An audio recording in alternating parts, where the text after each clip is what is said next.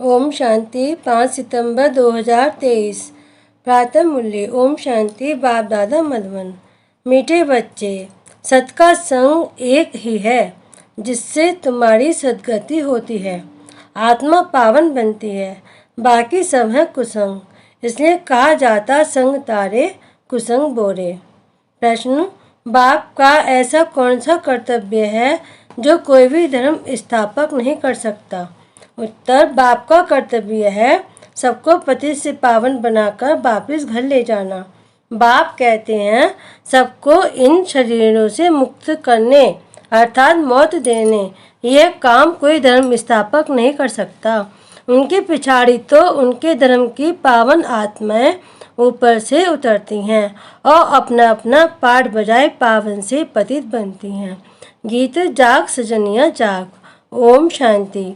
बच्चों ने गीत सुना। किसने सुनाया? साजन ने। सब हैं सजनिया जिसको भक्तियाँ कहा जाता है। भगवान एक है जिसको भक्त याद करते हैं तो उसको कहा जाता है साजन। भक्त कहने से मेल अथवा फीमेल दोनों उसमें आ जाते हैं तो सब हो गई सीताएं। राम एक है, भक्त अनेक हैं। भगवान एक है, उस भगवान को कहा जाता है परम पिता। लौकिक बाप को परम पिता नहीं कहेंगे, वह लौकिक शरीर देने वाला पिता। परम पिता है परम धाम में रहने वाला, सब आत्माओं का पिता। हर एक मनुष्य के दो बाप हैं, एक लौकिक दूसरा पारलौकिक बाप। लौकिक बाप का जन्म बाई जन्म वर्षा अलग होता है। हर एक जन्म में बाप अलग अलग रहते हैं। तुम विचार करो कितने जन्म लेते हैं, कितने बाप मिलते होंगे?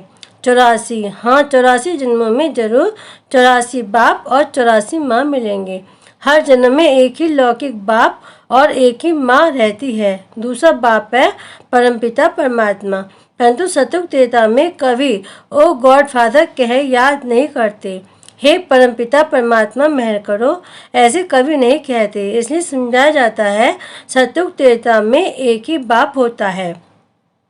फिर द्वापर कलयुग जिसको भक्ति मार्ग कहा जाता है, वहाँ सबको दो बाप हैं, मेल अथवा फीमेल सबको दो बाप हैं। पारलौकिक बाप को याद करते हैं क्योंकि यह दुखधाम है। दुखधाम में दो बाप, सुखधाम में है एक ही बाप। यहाँ तो एक लौकिक बाप, दूसरा फिर सबके दुख निवारण करने वाला बाप है जिसको सभी याद करते हैं कि इस दुख से छुड़ाओ, रहम करो। आधा कल्प है दुखधाम, आधा कल्प है सुखधाम। सतयुग है नया युग, कलयुग है पुराना युग। बाप कहते हैं अब हम सतयुग नई दुनिया की स्थापना कर रहे हैं। कलयुग पुराने युग का विनाश होना है, कलयुग के बाद फिर सतयुग आना है। कलयुग के अंत सतयुग के आदि को कल्प का संगम कहा जाता है। यह है कल्याणकारी युग क्योंकि पतित से पावन बनना होता है।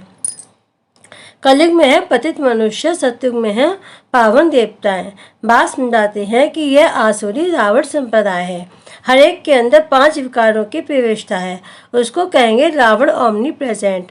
गॉड ओमनी प्रेजेंट नहीं, 5 विकार प्रवेश है, इसलिए इनको पतित दुनिया कहा जाता है। सतयुग त्रेता को पावन दुनिया शिवालय कहा जाता है। कलयुग है वैशाल्य, तो शिव परमपिता परमात्मा आकर नवयुग की स्थापना करते हैं। बाप समझाते हैं अब जागो, नवयुग अथवा सुखधाम का समय अब आया है। लक्ष्मी नारायण का राज्य आ रहा है, यह है ही राजयोग। यह कोई कॉमन सत्संग नहीं है। एक होता है सत्संग, दूसरा है झूठा संग कुसंग। सत का संग तारे कुसंग बोरे। सत तो एक ही बाप है, उनको कहते हैं पतित पावन आओ। वही आकर पावन बनाते हैं आधा कल्प के लिए, फिर माया रावण आकर आधा कल्प पतित बनाती है। ऐसे नहीं, बाप ही पतित बनाते हैं। अभी है ही रावण राज्य, जब तक सतबाप न आए तब तक सत्संग नहीं। सब है झूठ संग अथवा कुसंग।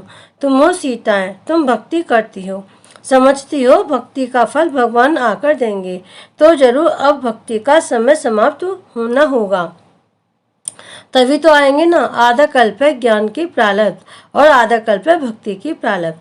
अभी तुम पुरुषार्थ कर रहे हो भगवान की श्रीमत पर। भगवान एक होता है, वह निराकार परम पिता परमात्मा, आत्माओं का बाप। वह आते हैं ही संगम पर। द्वापर कलयुग को भक्ति कांड कहा जाता है, सतयुग त्रेता को ज्ञान कांड कहा जाता है। ज्ञान है ही ज्ञान सागर परमपिता परमात्मा के पास। शास्त्रों का ज्ञान कोई ज्ञान नहीं, अगर उनमें ज्ञान होता तो सदगति होती। भारत तो हीरे जैसा था, अब है नहीं। फिर बाप बनाती हैं, तुम अब हीरे जैसा बन रहे हो, तुम्हारा जीवन पलट रहा है। आत्मा दैवी गुण धारण कर रही है। यूं तो मनुष्य बैरिस्टर, इंजीनियर, सर्जन आदि बनते हैं। बाकी मनुष्य को देवता बनाना ये परम पिता परमात्मा ज्ञान सागर का कर्तव्य है। उनको ही ट्रुथ कहा जाता है। वही सच बतलाते हैं, अर्थात सचखंड की स्थापना करते हैं। बाकी सब है झूठ बोलने वाले, झूठ खंड की स्थापना करते हैं, रावण की मत पर चलते हैं। तुम श्रीमत से श्रेष्ठ बनते हो। नए युग में नया भारत था, वर्ल्ड ऑलमाइटी अथॉरिटी कहा जाता था। लक्ष्मी नारायण का राज्य था, उनको किसने राज्य भाग्य दिया? जरूर जो स्वर्ग की स्थापना करने वाला होगा। अभी वह वर्षा गवाया है 84 जन्म लेकर। अब फिर चक्र पूरा होता है, सबको वापस जाना है। लिबरेटर एक ही बाप है, वही लिबरेटर कर सबको ले जाते हैं, इसलिए उनको कालों का काल भी कहा जाता है। बाप कहते हैं अब तुम्हारे 84 जन्म पूरे हुए, अब वापस चलना है। ये सृष्टि का चक्र कैसे फिरता है, सो बाप बैठ समझाते हैं, अर्थात त्रिकालदर्शी बनाते हैं। तीनों लोकों, तीनों कालों की नॉलेज देते हैं। वही पतित पावन ज्ञान सागर बीज रूप है, उनसे ही सचखंड का तुमको वर्षा मिलता है। यहाँ तुम आए हो परमपिता परमात्मा से वर्षा लेने के लिए, जो स्वर्ग की स्थापना करने वाला है। तुम जानते हो हम ही फिर स्वर्ग के मालिक बनेंगे। सत्यु के लक्ष्मी नारायण आदि को कहा जाता है डीडी रिलीजन, वह श्रेष्ठ धर्म। उनका धर्म भी श्रेष्ठ है तो कर्म भी श्रेष्ठ है। वह भ्रष्टाचार कोई नहीं रहते। द्वापर कलयुग में फिर एक भी शिष्टाचारी नहीं रहते। बाप को भूलने के कारण ही बुरी गति होती है। फिर बाप आकर पतित से पावन बनाते हैं। धर्म स्थापन कोई पतित से पावन बनाने नहीं आते। पतित पावन तो एक ही बाप है, वही सच्चा गुरु है। बाकी वह तो आकर अपना धर्म स्थापन करते हैं। ऊपर से पावन आत्माएं आती हैं, फिर पतित बनती हैं। इस समय सब पतित है, सबको पावन बनाना बाप का ही काम है। वही पतित पावन है। गुरु नानक ने भी उस सतगुरु की महिमा की है। इस पुरानी दुनिया के विनाश के लिए ही ये महाभारत लड़ाई है। बाकी ऐसे नहीं तुमको लड़ाई के मैदान में ज्ञान देते हैं। ज्ञान के लिए तो एकांत चाहिए, 7 रोज भट्टी में रहना पड़े। बाकी तो है भक्ति की सामग्री। भक्तों में भी कोई बड़े तीखे तीखे होते हैं। रुद्र माला भी है तो भक्त माला भी है, वह भक्तों की माला। यह ज्ञान माला, ऊपर में शिव, फिर युगल दाना, फिर है उनकी वंशावली। जो माला मनुष्य सिमरते हैं, राम नाम कहते रहते हैं क्योंकि दुखी हैं। रावण संप्रदाय राम को याद करते हैं कि आकर अपना बनाओ। अभी तुम ईश्वरीय गोद में आए हो। वास्तव में सब आत्माएं परमपिता परमात्मा की संतान है। मनुष्य सृष्टि प्रजापिता ब्रह्मा की संतान है। प्रजापिता ब्रह्मा द्वारा मनुष्य सृष्टि रची है। आत्मा तो अविनाशी है, आत्मा का अविनाशी बाप है। अभी तुमको 2 बाप है, एक विनाशी दूसरा विनाशी। ब्रह्मा भी शरीर छोड़ देते हैं। शिव बाबा को तो अपना शरीर है नहीं, वह तो जन्म मरण रहित है। जन्म मरण में तुम बच्चे आते हो। तुम आदि सनातन देवी देवताओं के ही 84 जन्म है। हिसाब है ना, गुरु नानक को तो 500 वर्ष हुए, तो इतने में 84 जन्म कैसे लेंगे? बाकी लाखों जन्म की तो बात ही नहीं। बाप समझाते हैं अभी सबके जन्म आकर पूरे हुए हैं, फिर नए से खेल सतयुग से शुरू होगा। सतयुग में तो थोड़े चाहिए, बाकी इतने सब कहाँ जाएंगे? उन्हों के लिए ही ये भगवान को आग लगनी है। इन बॉम्ब्स, नेचुरल कैलेमिटीज आदि से सब खत्म हो जाएंगे। बाकी आत्माएं सब चली जाएंगी मुक्ति धाम। ये कयामत का समय है, सबको वापस जाना है। भारत को विनाशी खंड कहा जाता है क्योंकि भारत ही बाप का जन्म स्थान है। शिव बाबा भारत में ही आते हैं। पतित पावन बाप यहाँ जन्म लेते हैं तो गोया सभी धर्म वालों के लिए भारत बड़े ते बड़ा तीर्थ स्थान है। इतना भारत का महत्व है, परंतु महत्व को उड़ा दिया है। ये भी ड्रामा का खेल है जो बाप ही आकर समझाते हैं। बाप कहते हैं मैं ही ज्ञान का सागर हूँ। लक्ष्मी नारायण को ज्ञान सागर नहीं कहा जाता। उनमें रचयिता और रचना के आदि मदन का ज्ञान नहीं है। वह ज्ञान जरूर तुम्हारे में है। तुम ही मनुष्य से देवता बनते हो। तुम यहाँ आते हो पतित से पावन दुनिया का मालिक बनने। बाप आत्माओं से बैठ बात करते हैं। निराकार बाप इनके आगंस का लॉन लेकर पढ़ाते हैं। तुम्हारी आत्मा भी इन आगन से सुनती है।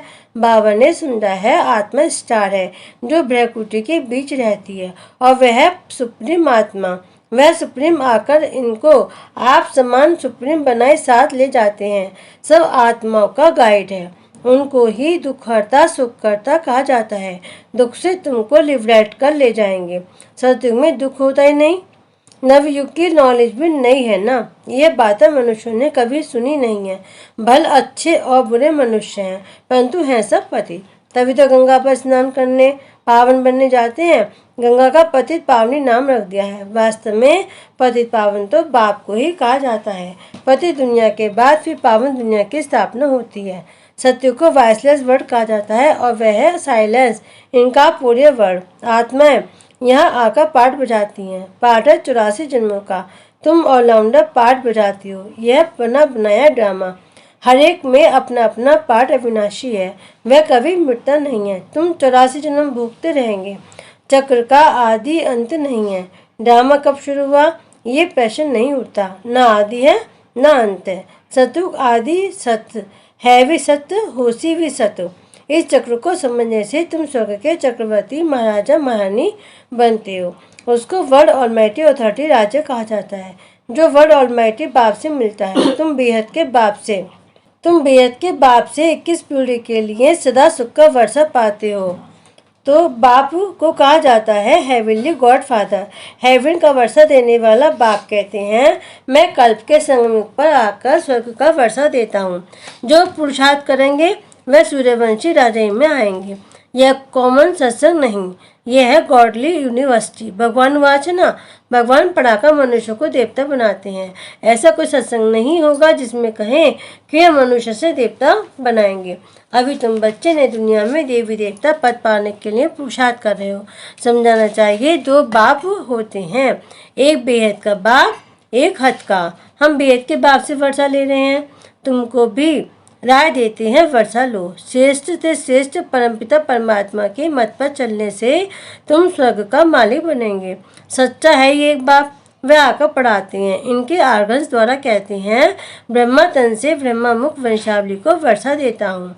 ब्रह्मा द्वारा तुमको दादे का वर्षा मिलता है। दादे के वर्षे पर सभी आत्माओं का हक है। लौकिक संबंध में सिर्फ मेल को वर्षा मिलता है। तुम तो आत्माएं हो, सब ब्रदर्स ठहरे, सबको शिव बाबा से वर्षा मिलता है। तुमको दादे से वर्षा मिल रहा है। बाप कहते हैं हम तुमको मंदिर लायक बनाते हैं। मनुष्यों में देखो क्रोध कितना है, एक दो का विनाश कर देते हैं। यह वैशाल्य शिवालय था सो फिर अब बनना है। परमपिता परमात्मा शिवा का शिवालय बनाते हैं। वैशाल्य से लिबरेट कर फिर गाइड बन सबको वापस शिवालय में ले जाते हैं। सभी अपने पुराने शरीरों से मुक्त हो मेरे साथ चलेंगे। अच्छा मीठे मीठे सिकिलदे बच्चों प्रति माता पिता बाप दादा का याद प्यार और गुड मॉर्निंग। रूहानी बाप के रूहानी बच्चों को नमस्ते। हम रूहानी बच्चों की रूहानी बाप दादा को याद प्यार गुड मॉर्निंग और नमस्ते नमस्ते नमस्ते। ओम शांति। धारणा के लिए मुख्य सार दैविक गुण धाकर स्वयं के जीवन को पलटाना है। सचखंड में चलने के लिए सच्चे बाप से सच्चा रहना है। नंबर 2, एक सत्य बाप के संग में रहना है। मनुष्य से देवता बनने की पढ़ाई अच्छी तरह पढ़कर बेहद का वर्षा लेना है। वरदान हर एक के स्वभाव संस्कार को जान, टकराने के बजाय सेफ रहने वाले मास्टर नॉलेजफुल भाव। कोई भी बात को छोटा या बड़ा करना ये अपनी बुद्धि पर है। जबकि एक दो के स्वभाव संस्कार को जान गए हो तो नॉलेजफुल कभी किसी के स्वभाव संस्कार से टक्कर नहीं खा सकते। जैसे किसको पता है कि यहाँ खड्डा है वह पहाड़ है तो जानने वाला कभी टकराएगा नहीं, किनारा कर लेगा। ऐसे आप भी किनारा करो अर्थात अपने को सेफ रखो। किसी काम से किनारा नहीं करो लेकिन अपनी सेफ्टी की शक्ति से दूसरों को भी सेफ करना, ये किनारा करना है। स्लोगन उड़ती कला का अनुभव करना है तो सदा भाग्य और भाग्य विधाता की स्मृति में रहो। ओम शांति।